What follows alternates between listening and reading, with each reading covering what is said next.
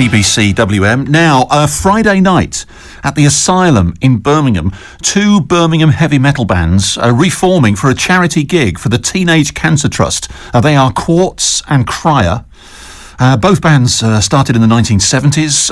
One of the members of Quartz, who went on to spend nigh on 25 years with Black Sabbath as principally the keyboard player, started back in about 1980, Geoff Nicholls, joining us on the show. Geoff, how are you? I'm fine, thanks, Paul. How are you? I'm good. Good. Now, the Teenage Cancer Trust, they have just opened up a special ward in Birmingham because they like the idea for the Teenage Cancer Trust is to have teenagers looked after in a special ward at all big hospitals in the country, and they do some great work. So just explain how this has all come together. Well, it started, I should actually thank Gary Chapman for this from PMT, because he's the one, he started off, I think last year they did, one of their guitar players died of diabetes. So they did a charity for that, and then they asked us, obviously, I go into the shop on occasions, and they said, hey, why don't you guys get back together? And we said, well, it's like it's been a long, long while, people don't want to sort of listen to all this again. And so we said, well, we'll try it. So we started rehearsing. Unfortunately, the singer Taff, we've been trying to get him, he's not been very well. So we had a stand-in, Dave Garner, who actually replaced him in the early days. And we started rehearsing, and it sounded really good. And it's just gone on from there. Also, I should, tell you that it's also for encephalitis as well. Yeah. Because it started off the singer's, Dave, his daughter's, suffers with that, and he does a lot of charity work. And you also know that Ronnie James Dio died last year of stomach cancer. Yes, indeed. So it's like, I think it's, as someone said the other day, it's like everybody knows someone that suffers with cancer, whether it's close family or friends. And it's just, and it must be terrible for teenagers. I mean, when you get older, you kind of expect certain things to happen, not that we want them to. But for a teenager, it must be devastating. So anything we can do to help, The other thing I should point out, someone did an advertisement in the paper, which was nice of them to do, but they got the date wrong.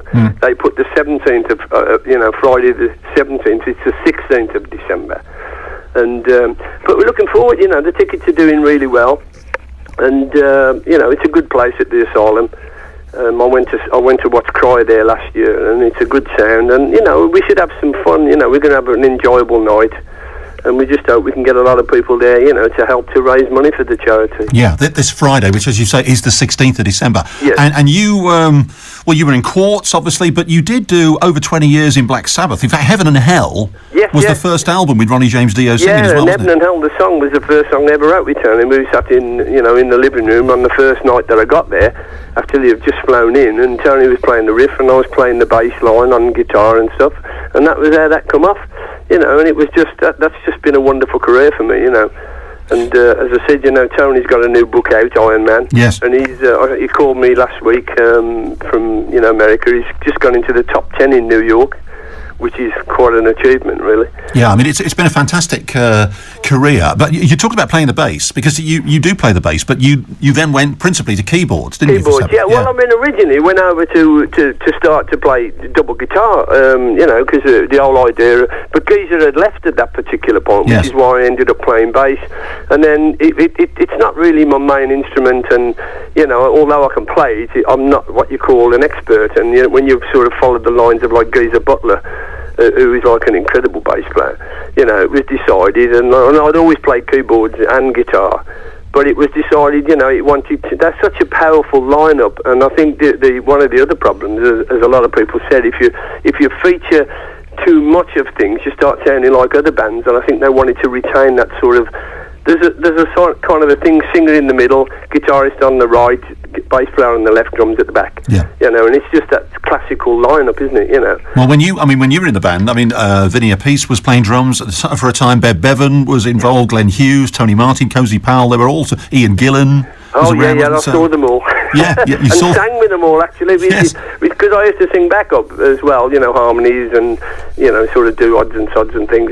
And it's great because like you rate all of those singers have got to be in the top 15, 20 best singers in the world.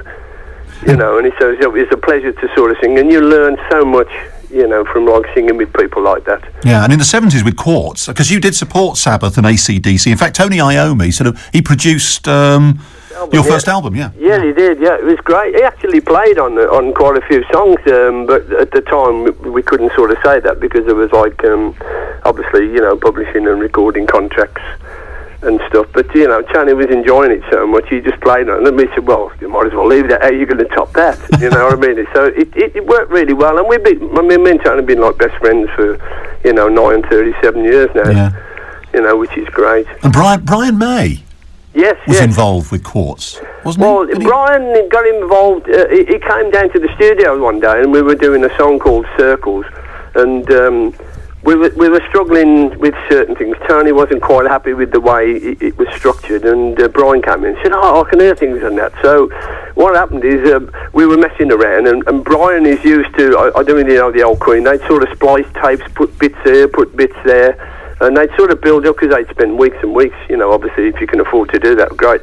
But we went out and left him for an hour, and we came back, he got all these piles of tape round his neck, and he played us a track, and it was really good. It spliced it into different ways, putting the choruses in different places and stuff. And, you know, it got released as such. You know, it's quite an interesting... And then later on, he came in and played on the Sabbath, the Headless Cross. It was When Death Calls. He just came down one day and said, "Do you want to play on a solo?" And he went, "Yeah, I'd love to." And we left him for another hour, and we came back, and he'd done this incredible guitar solo, you know, with his trademark harmonies and stuff. It's you know, and it's sort of been a pleasure to have sort of played with all these people and meet these people, you know. Well, a big night of heavy metal on Friday night at the Asylum in Birmingham, with Cryer and Quartz back together, raising money for the Teenage Cancer Trust. And Black Sabbath, of course, are well, they announced a few weeks ago that they are getting back together. They're going to do Download next summer, and they're going to go on a world tour. So yes, I've been on the internet the other day, and it's you know, looks like they've booked a big tour in Europe. I hope it goes well. You know what I mean? I hope these things, you know, because there's obviously always this situation with four managers and all the things that they have to sort out. It takes a long while to sort it, and they're obviously working on a new album, and hopefully things will do well for them, you know. Well, listen, a Friday night at the Asylum, if you love your heavy metal music, Geoff Nicholls will be part of Quartz, and Cryer are playing as well, all raising money for the Teenage Cancer Trust. Geoff, a pleasure to have you on the show tonight. Okay, thanks. That's great.